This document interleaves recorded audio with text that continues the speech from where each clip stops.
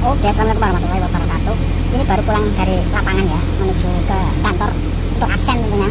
Baru pulang. Oke, kita pantau perjalanan kita sebelum masuk ke tema utama. Ini proyek kita membangun gedung olahraga ya, GOR untuk sekolahan SMP. Itu perpustakaannya, di sana itu sekolahnya.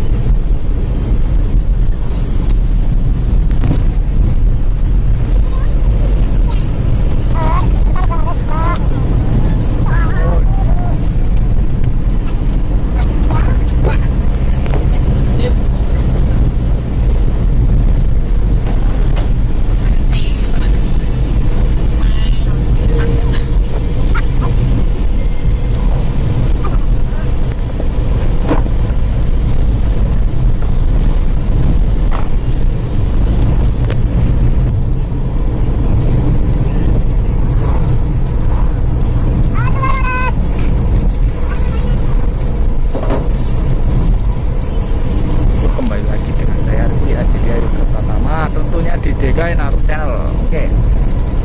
Tadi itu ya, jadi seperti itu tadi perjalanan saya dari pulang kerja.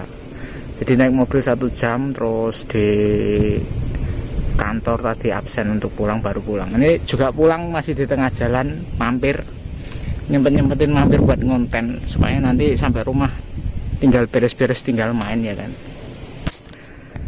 Jadi kayak gitu tadi perjalanannya ya.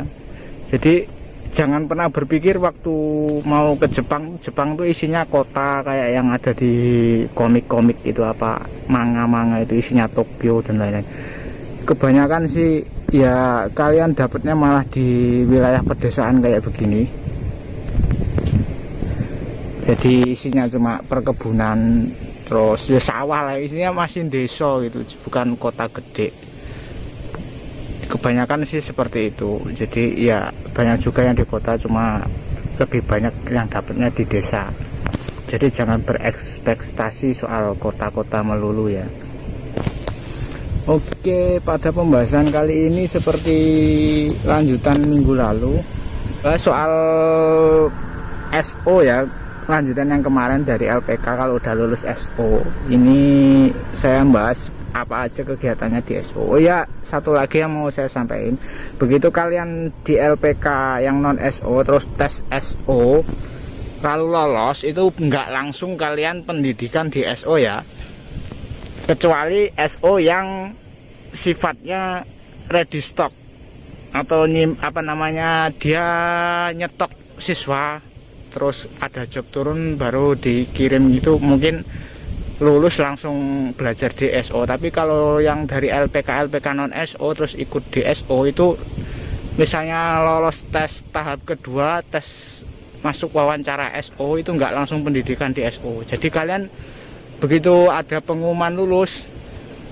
setelah tes ini mungkin 3 hari atau 1 minggu itu ada pengumuman lulus biasanya. Nah itu kalian harus nunggu lagi di LPK yang semula ya, untuk belajar lagi memperdalam bahasa Jepang. Kemudian setelah pengumuman lulus itu, nanti bakal sama si SO ini bakal diumumin kapan ada jadwal interview sama orang Jepang. Jadi pendidikan di SO itu setelah interview sama orang Jepang, bukan setelah lulus tes wawancara SO, bukan. Jadi setelah lulus nanti dari LPK ikut tes SO lulus, kalian balik lagi ke LPK yang awal ya, nunggu dipanggil lagi untuk mengikuti tes interview user Jepang.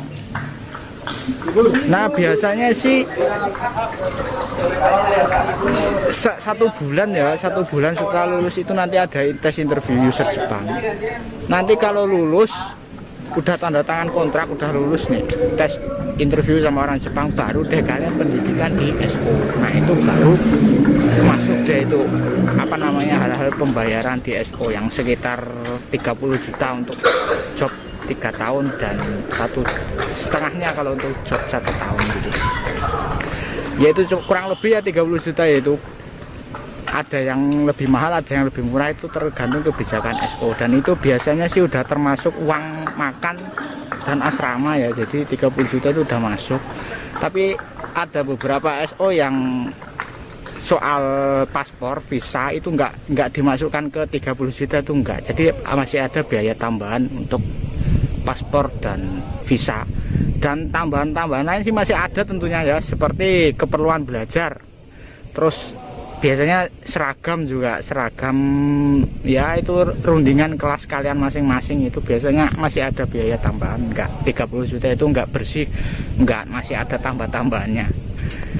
Terus di SO yang diajarkan apa aja ya, ngelanjutin dari pendidikan kalian yang ada di LPK itu dilanjutin lagi, tapi sistemnya ngebut banget kalau di SO itu. Biasanya sih pendidikan di SO itu 3 bulan sampai 4 bulan sebelum pemberangkatan.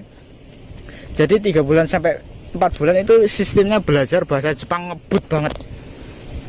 Jadi makanya itu disarankan mereka apa namanya, yang diterima SO itu mereka yang enggak nol atau sudah punya basic bahasa Jepang, supaya waktu sistem belajar ngebut itu mereka nggak ketinggalan. Kalau dari nol pasti ketinggalan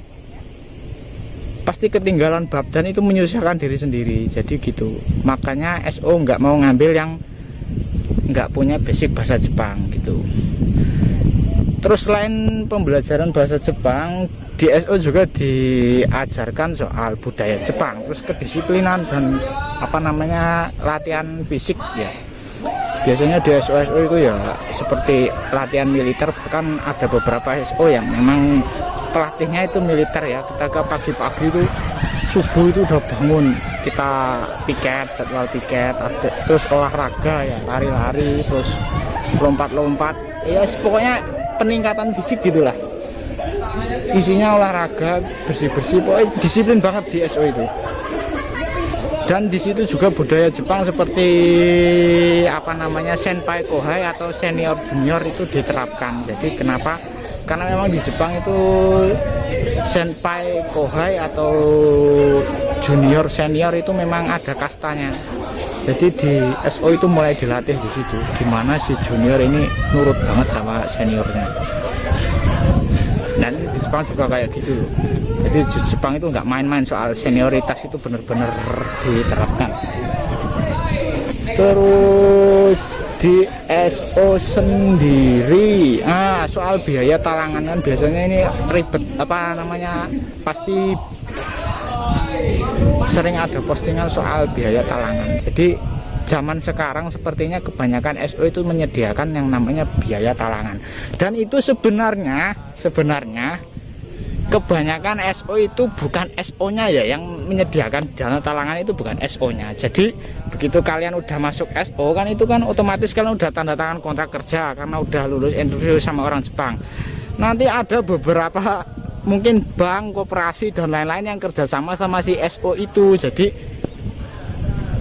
akan memudahkan kalian untuk mengurus utang, minjem uang sama si bank atau koperasi itu lewat SO. Orang tengahnya itu SO. Jadi dana talangan itu bukan dari SO-nya, tapi dari koperasi, bank dan lain-lain yang melalui perantara SO itu sebagai penengahnya. Jadi tetap apa ya, andai kata kalian perlu biaya talangan, kebanyakan itu mereka membutuhkan yang namanya sertifikat penting. Mungkin ijazah dan surat-surat apa itu tetap ditahan sama SO, yaitu karena buat jaminan ke itu tadi, koperasi dan lain-lain tadi. Jadi bukan SO-nya yang nyediain uang buat apa itu. Makanya kalau bayar dengan sistem apa namanya, sistem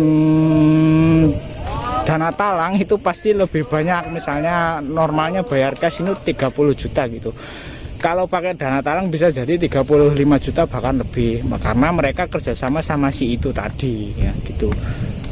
Jadi seperti itu ya. Jadi jangan berpikir kalau dana talangan itu berasal dari SO, bukan. Jadi SO itu cuma memudahkan kalian ngurusin berkas-berkas apa namanya utang piutang. SO itu jadi orang tengahnya, penengahnya gitu, biar lebih mudah kalian dapat pinjaman dari koperasi bank dan lain-lain gitu.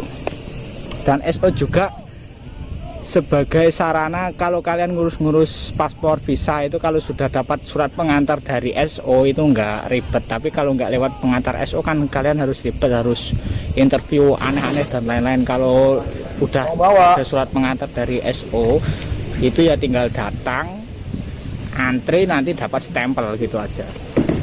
Terus ya seperti itu aja ya. Jadi intinya begitu kalian lulus tes SO itu nggak langsung pendidikan di SO, enggak, kalian masih balik lagi ke LPK yang awal. Setelah kalian lulus interview user sama orang Jepang, baru kalian pendidikan di SO, seperti itu. Kecuali untuk SO yang ready stock itu beda lagi. Kalau ready stock ya memang dari awal tes di SO lulus ya langsung pendidikan di SO, tapi belum tentu mereka dapat job. Jadi mereka di apa namanya disuplai di situ, belajar di situ, nanti ada job mereka interview gitu. Jadi otomatis ya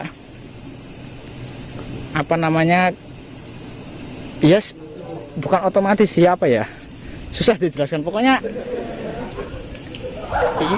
kalau ready stock ya ready stock, intinya diterima di SO itu belum tentu juga belajar, belum tentu juga berangkat di Jepang kalau yang sistemnya ready stock gitu. Tapi kalau yang lewat LPK ini terus interview sama orang Jepang di SO itu biasanya sudah 70% akan berangkat ke Jepang. Seperti itu aja informasi yang saya bagikan untuk hari ini, dan saya mau lanjut pulang. Semoga bermanfaat, dan bagi teman-teman yang masih berjuang tetap semangat ya. Kalian udah setengah jalan rugi kalau mau mundur. Tapi untuk para pemula yang mau baru tertarik sama Jepang, sebaiknya digali dulu apa namanya pengetahuan tentang Jepang supaya nggak tersesat. Sekarang itu banyak yang menyesatkan. Hati-hati. Oke, salam dari saya tunggu di Jepang. Assalamualaikum warahmatullahi wabarakatuh.